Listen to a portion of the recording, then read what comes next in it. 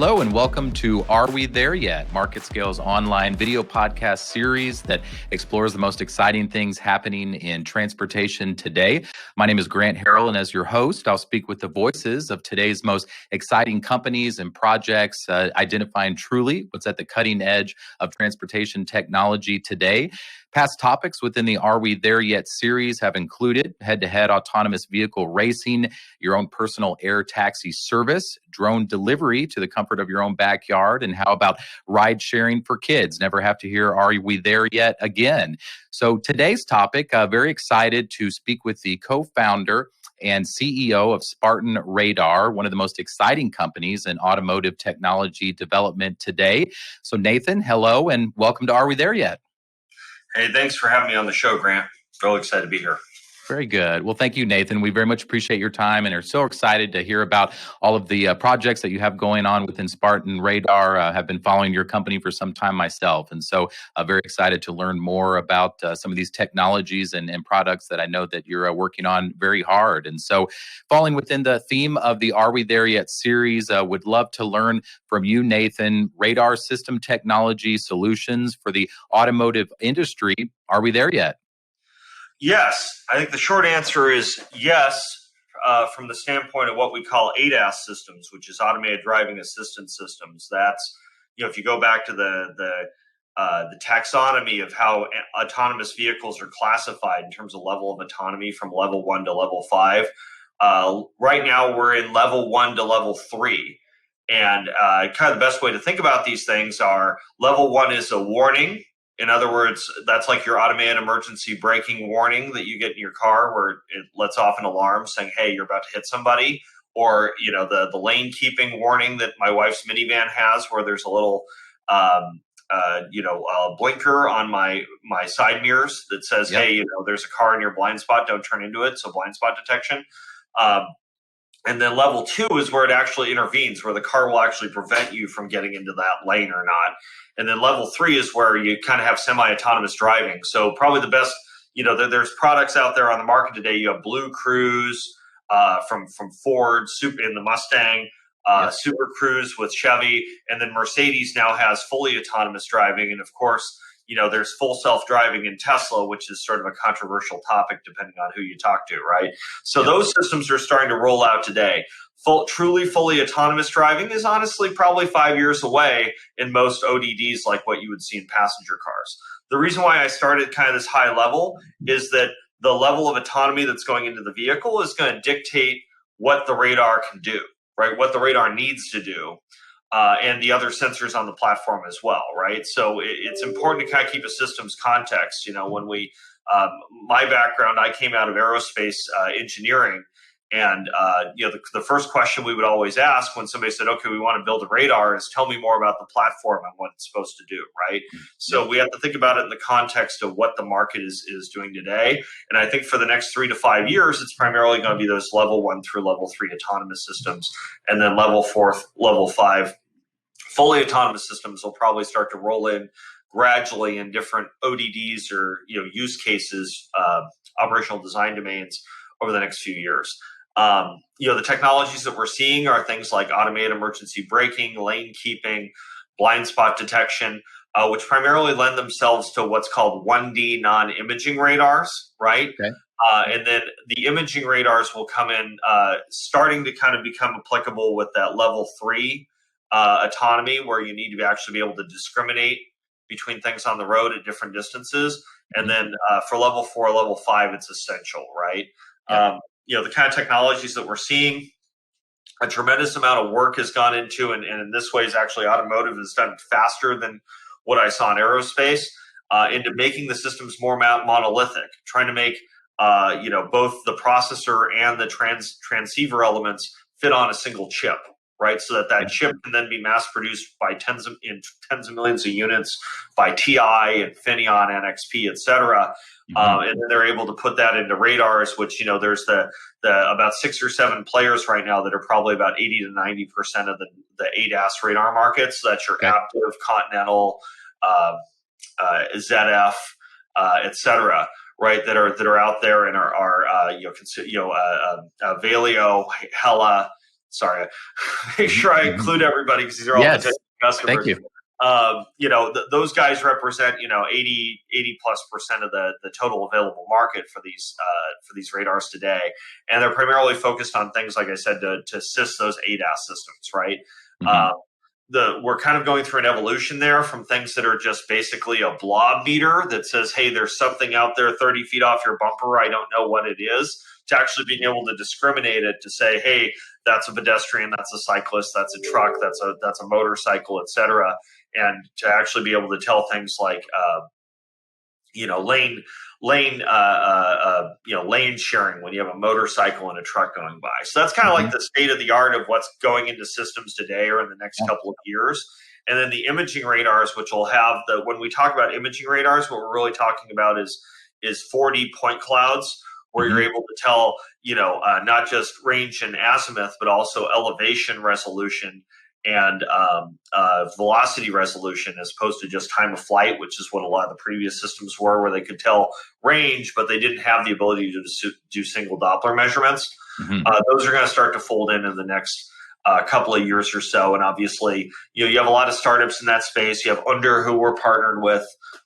We have our own imaging radar solutions, as well as Arbe is obviously the one publicly traded company that's not amongst the chip makers that I talked about, that's also in that space. So it's exciting. To your question, are we there yet? It depends on what the question is that we're there yet to. Like, that's how I would put it, right? Yeah, absolutely. No, I appreciate that. And glad to hear that we are. In many respects, we are there. We are seeing some of those technologies, in the consumer markets today, but still a lot more potential from the technologies, as you shared, and expect to see those within the next few years. So that's great to hear. Well, Nathan, you talked a little bit and appreciated you touching on some of the advantages of the radar technologies and, some of the solutions that they'll provide and that we'll start seeing over the next few years. We're all very familiar, with LiDAR technology and some of the applications that we're already seeing within automotive. Would love if you don't mind to maybe clarify a little bit some of the differences between LiDAR and the radar technology, specifically some of the advantages, which I know there's a number of radar technologies specifically within automotive. Would you mind maybe touching on that a little bit for us? Yeah. So, obviously there's been a lot of LiDAR companies that have gone public in the last year, thanks to the booming SPAC market. And most of them are pre-revenue, although we're starting to see some of the kind of longer living players in that space, like Velodyne, that are actually starting to produce a fairly good amount of revenue, and they're shipping a good amount of product at this point. I think like with LiDAR and radar, I mean, the key difference is obviously wavelength, right? And with LiDAR, because it's a laser, obviously it has bigger issues with weather. There's limitations due to eye safety in terms of how much power output they can put in a lot of contexts, and there's even been reports of them damaging electronics in some senses that don't have the proper filters at certain wavelengths, and also human eye safety as well. So there's some limitations there. I think weather, though, is probably the biggest challenge that LiDAR has. Some of the newer systems that are what's called FMCW, frequency modulated continuous wave, where they're actually changing the wavelength of the laser mid-pulse, intra-pulse. They're modulating it. Those ones are slightly more robust to weather, but still fundamentally there's some wavelength issues, and LiDAR is going to have challenges in heavy rain, dust, sand, and which you get in desert contexts, and also fog, right? And what LiDAR really does provide, though, is really you see these eye-watering pictures of just tremendously high density resolution point clouds, right? I think the other issues that LiDAR is going to have, as it goes from kind of the lab to implementation, they put out a tremendous amount of data that a processor has to deal with. That processing requires power. There's not all LiDARs can actually provide Doppler resolution, which means you need multiple pictures, which to actually interpolate how fast something is moving, as opposed to most radars today can actually give you Doppler resolution. And then I think robustness is a big one that probably doesn't get a lot of discussion. But what we've heard from some of our AV trucking customers is that a lot of at least the early radar prototypes, you have to replace them every 10,000 miles, which is a pretty high breakdown rate and a lot of downtime for them. So I think because of robustness, some of the field of view integration issues, and just the fact that like a LiDAR needs to have, it has different field of view concerns than a radar does, and just like the general comfort of the OEMs with integrating this thing, it's going to be a while before they scale them. I mean, I know like Luminar is, I think, saying they may be in some Volvo models as early as 2024, but and I think I talked to someone at Faraday that said that they were integrating a Velodyne LiDAR for parking assist. But in general, it's gonna be kind of few and far between that we're gonna see LiDARs go into the space. And then the other issue, frankly, is cost, right? Like most of these LiDARs cost thousands of dollars a unit. With the radars, the cost target's usually hundreds of dollars a unit, and that's a big gap that needs to be bridged. So even though they can provide, better performance in a lot of contexts, I think that radar is going to be around for quite a while, and it's gonna be an anchor sensor of the semi-autonomous and ADAS stack. And as we go into AV, it'll still be there. And even players we've started to see like Mobileye and others lay out their vision for where they think AV is going to go in a scalable context for the car sitting in your driveway as opposed to a robo-taxi. And they're talking about one forward-facing LiDAR and 6 radars, right? So I think that LiDAR certainly has a place in the stack. I don't want to exclude it entirely, but I think that radar is going to be sold in much higher units and is going to have a lot more different contexts and modes than LiDAR does. Got it. Yep. You touched on this a little bit, but would love to learn a little bit more with the many advantages that radar technology has, the cost advantage, as you shared as well. Why haven't we seen radar technology, for example, within automotive by now? What have been some of the challenges within the development of the technology and integration into commercial applications? Sounds like there's so many advantages, cost being one of the major advantages. So would love to learn a little bit more about what some of the obstacles have been and the way that you and others now are overcoming some of these and starting to move this technology into the market. Yeah, I mean, I would say that at this point, radar is pretty ubiquitous on your passenger vehicles. The majority of passenger vehicles in this model year will have some form of radar, either for parking assist, lane keeping, or automated emergency braking. If you go up to somebody's bumper or the side of their car and you see these little rectangles that are kind of cut out, that's a radar, right? That's the cutout for the radar to go into that bumper or side fender or whatever. And also in a trucking context, I mean, systems like Bendix Wingman and stuff are ubiquitous in the Class 8 trucking arena, and they're becoming pretty standard. And so you're going to see tens of millions of radars sold this model year. Okay. I mean, this is because the OEMs have become comfortable with it. Frankly, the systems don't draw a lot of power. Most of these radars are a few watts, and so they don't require independent circuits like many of the LiDARs do to run off of them.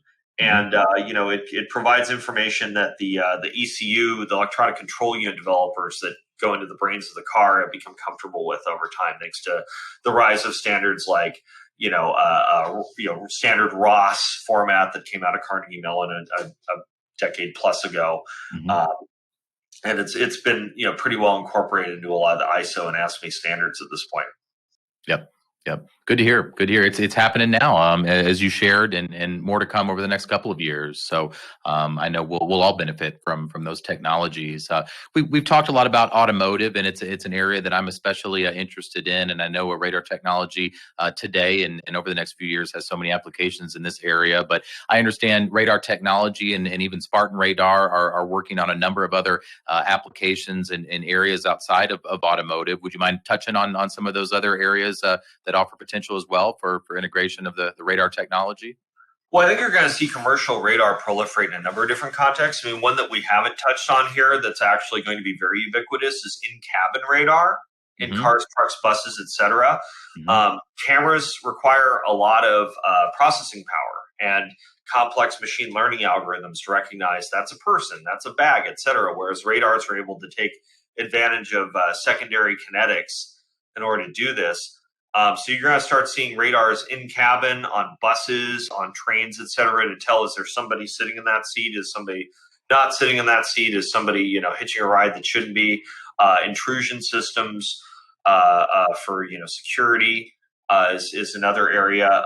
Presence detection in elevators and things like that are becoming pretty ubiquitous. We've talked to Cetus, who makes elevators, and a number of others about how to integrate radars.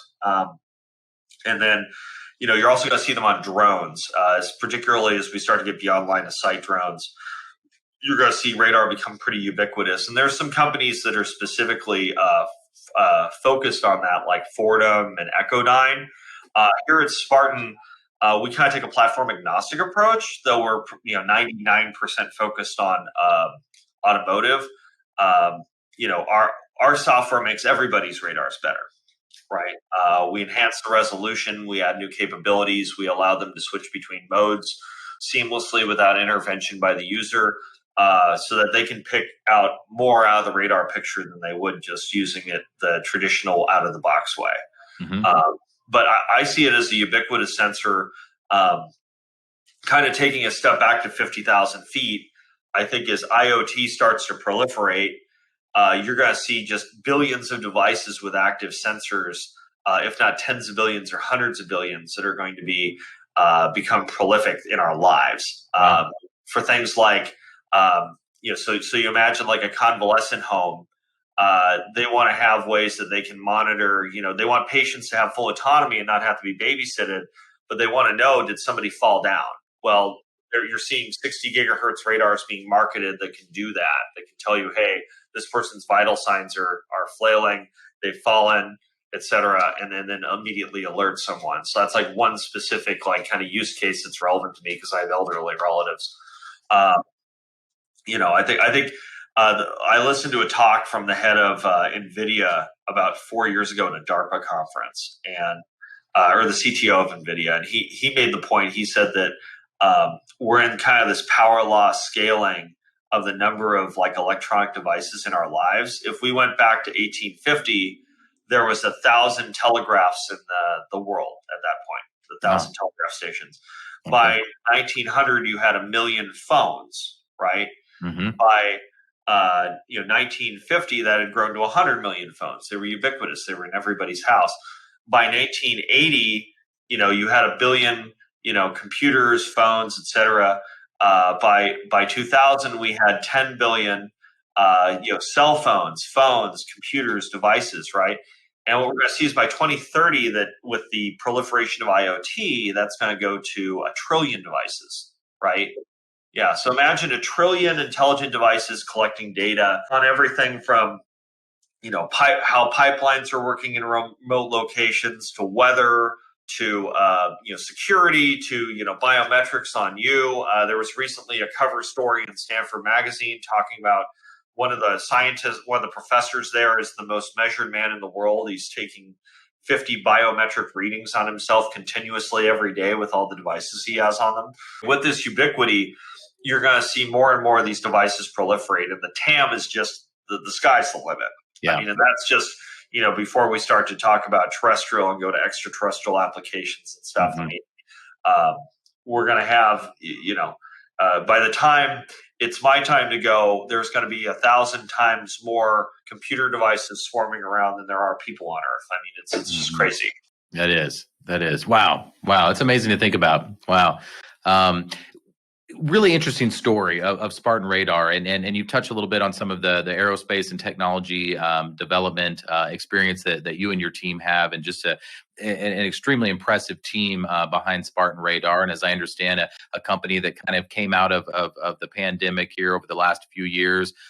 Would love, if you don't mind, to share with audience members a little bit about the origin of Spartan Radar and the journey yourself that you took into starting the company. Yeah, so I got into startups after about 16 years in aerospace and defense. I had some friends that were pretty prolific in the VC and startup space that I knew from college, but I never made that plunge myself. I was a radar systems engineer and a space systems engineer. I worked payloads and fire control radars and missiles and things like that for Raytheon first for about 10 years and then Boeing for 5 years. But during that time, I mean, I worked on, weather satellites. I worked on the radar that's in the F-15, the F-18, various weapons programs, Patriot, you name it, like just, the list goes on and on. So I got really good exposure to kind of sensors in general, but went deep into radar in that time, and about radar and electronic warfare. And about 5 years ago, I had a friend from college who I'd kept in touch with, Joe Lonsdale, who I think is now one of your fellow Texans. And he reached out to me and said, "Hey, we're interested in doing a defense vertical. Do you have any ideas?" And long story short, I hooked up with a couple of people I'd worked with at Raytheon, and we came up with a way to do EMP, use electromagnetic pulse to kill drones using affordable solid-state phased array technology. And that turned into a startup called Epirus. I was the founding CEO of that for a couple of years, ran it from about 3 people on rented desks to 35 employees in a 30,000 square foot warehouse with a couple million in contracts lined up. With the pandemic, 4 kids at home, took a step back from that.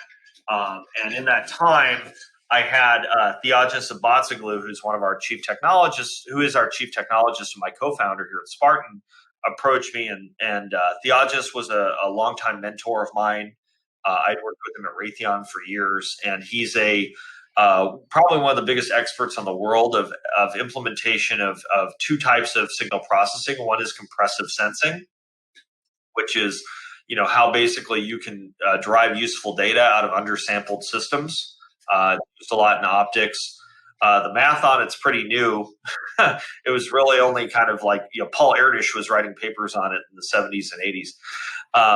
And then the other one is super resolution, which is a technique of basically advanced beamforming techniques that allow you to go beyond kind of conventional beamforming, which is how you are able to discriminate different points in a scene. You have to take all these multiple inputs and do some signal processing, and then you get an output on it. So Theogenis came to me and he said, "I've got Nathan, I've developed a way to be able to increase the resolution of an automotive radar by about 5x with a quarter of the parts." Wow. Said, that sounds interesting. Yeah. So I first realized that I know a lot about radar in general and from a defense context, but I was largely ignorant of what was going on with the autonomous vehicle industry and kind of ADAS systems beyond what I read in the news, right? So I needed an expert, so I reached out to my co-founder, Blake Gasca, was referred to me by another friend from Stanford who had worked with him. And Blake had done a couple of startups in the space and kind of, he's an encyclopedia of connections in the space. I mean, you literally, could go 3 deep in any of these companies and he can tell you, "Oh yeah, I went to that kid's bar. I went to his kid's bat mitzvah." Like, he just knows everybody, right? Yeah. And so really good ear to what was going on in the space. And he looked at what we were doing and said, "Well, this could definitely be a great play because, right now there's a pivot to trucking and logistics and mining and industrial applications rather than robo-taxis. And most of those systems are not interested in LiDARs. They're not robust enough for what they need to do. And they're not there yet. So if there's a way to take the existing radars and get more performance and meet more requirements with them just through software, that would be great." Okay. Then I brought in our CTO, Tyler Rather, who I've known for 15 years. Like, we went to each other's weddings, and he was actually my wife's TA for electronics, like Electronics 301 or something, one of these analog circuit courses at SC. Yeah. So we go way back. 20 years. Brought him in as CTO because he was an experienced aerospace manager and he spoke fluent Theogenis, whereas a lot of this math, I understand it about this deep.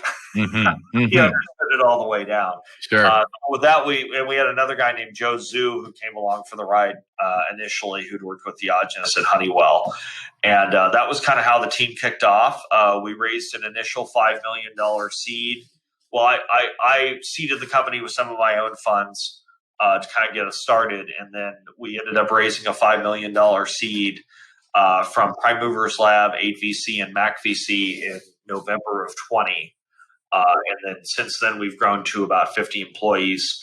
And we have our first couple of partnerships and contracts that have come out publicly. So, Great. And we have some prototypes that are moving to market. Minimum marketable products right now that are going to be coming out soon, and we've started to release those. And we just built a phenomenal team here. Yeah, absolutely. Sounds like it. No, very, very impressive team, and excited you touched on too to some of the things, the prototype work that you're doing now, and some of the new partners that you've secured. Would love to learn a little bit more about that. What are you working on, now, Nathan, as you look into 2022 and finishing the remainder of the year? Would love to learn a little bit more about what are some of the exciting projects that you're involved in now, and goals that you have for the remainder of the year. Yeah, so we have a couple of things going on. Primarily, the focus of the company, as I said before, is on making automotive radar smarter through better software. This is an insight that came out of defense about 30 or 40 years ago. A lot of the radars that we were building in defense looked a lot like the automotive radars we have today. They're single function. They do one thing all the time. They have to be manually changed from one or the other. They're pretty restricted. And what happened is when we moved from mechanically scanned arrays, where you have a gimbal dish that's scanning the sky looking for targets, to electronically scanned arrays, there was a realization that allowed you to do multiple functions at the same time. So you start to see the proliferation of software-defined multifunction arrays and sensors.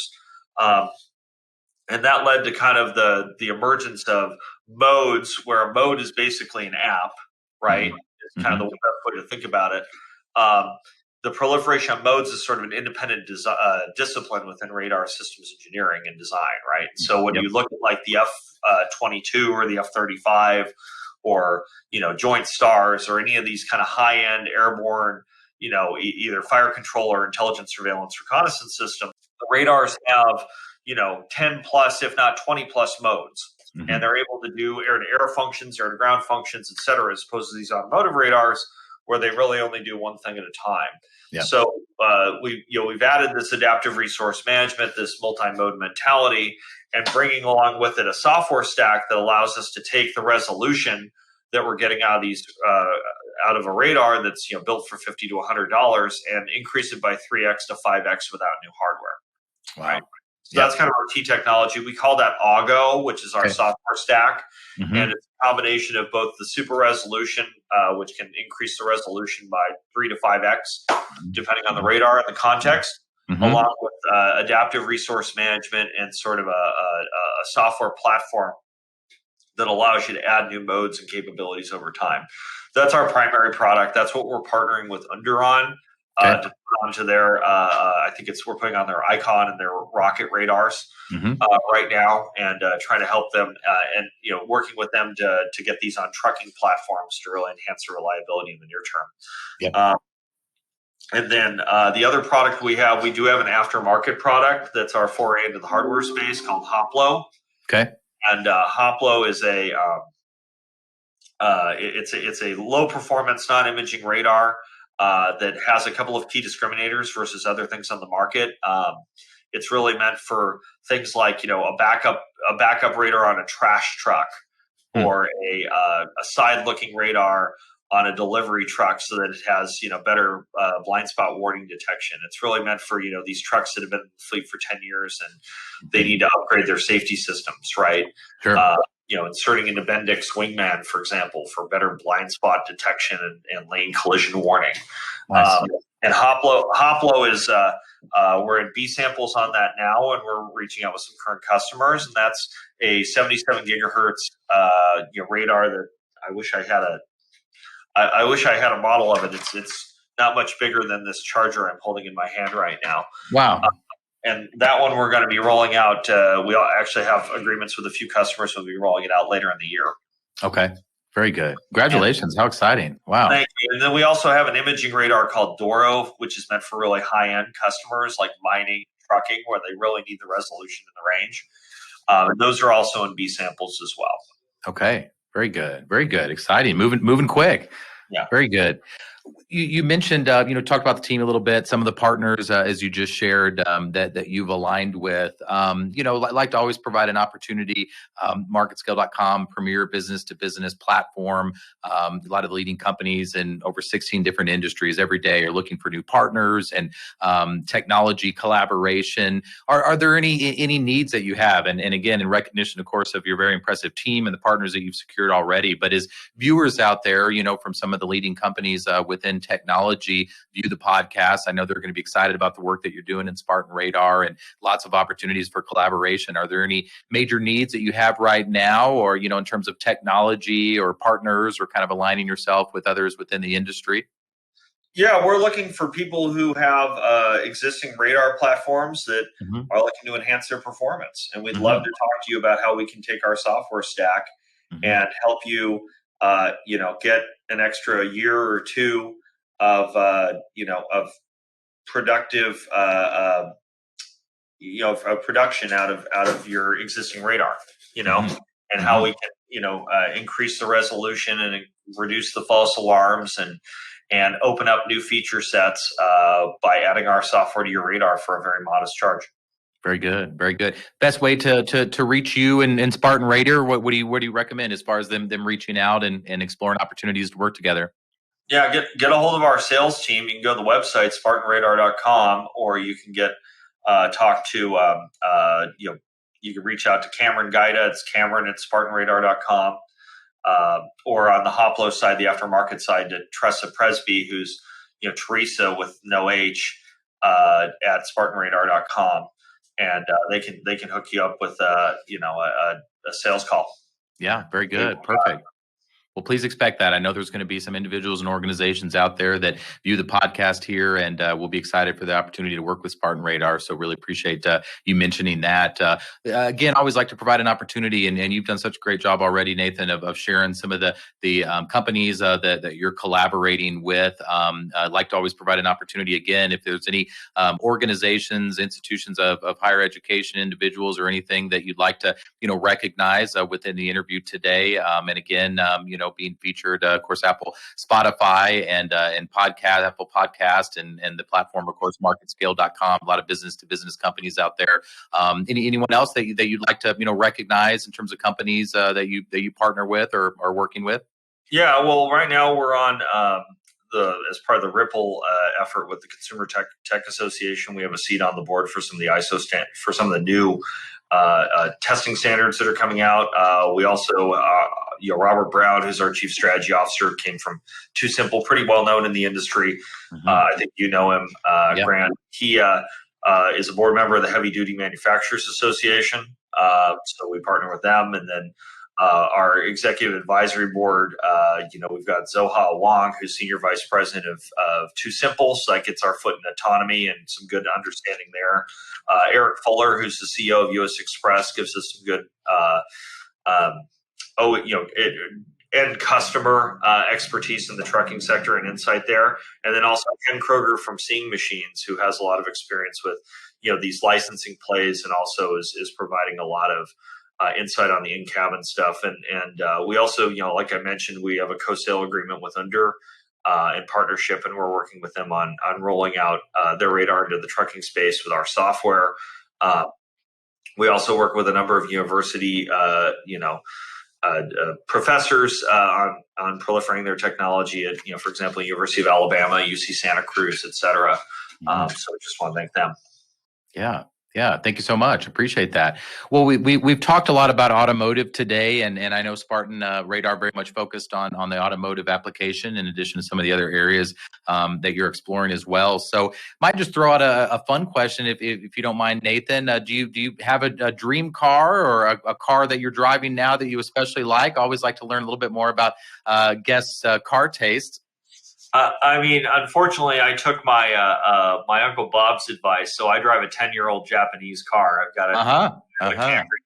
I've got 4 kids, so they'll wreck anything I have. But yes, probably the next upgrade, realistically, for me is probably to like a Suburban or some full-size SUV, so that I can haul all those kids around. Absolutely. If I had my druthers, I'd probably be looking at like an RS6, like Diogenes drives, or something like that.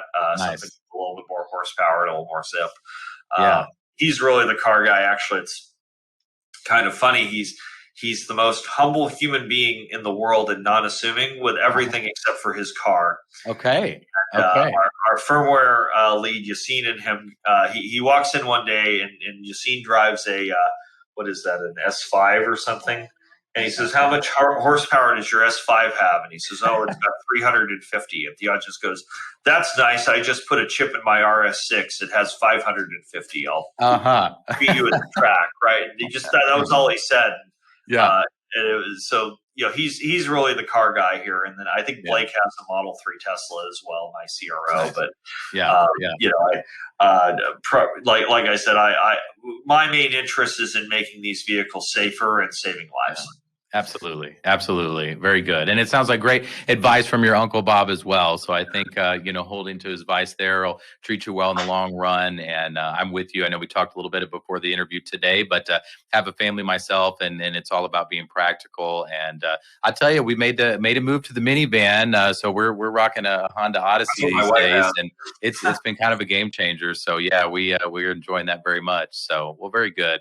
Well, Nathan, I just want you to know how much I've really appreciated and enjoyed our conversation today. I've been really excited to get to speak with you and to learn a little bit more about Spartan Radar, and just so excited about the work that you're doing. I know that you already are, and over the next few years, we'll just continue to really disrupt the industry. And ultimately, this is, everything that we're talking about, really kind of within that overall theme of making vehicles more safer and for everyone out there. So we really appreciate the cause and that your organization is working very hard, and all of the work that you've done already within the industry. So really appreciate you and Spartan Radar's time today, and wish you certainly the best of luck within all the exciting projects that you're working on. And audience members, you heard it from Nathan. Please reach out with any interest in collaboration. So please expect that to be coming in as well, Nathan. But again, thank you so much for your time today, and wish you and Spartan Radar the best of luck. Yeah, thank you very much, Grant. It was great to be on the show. Thank you.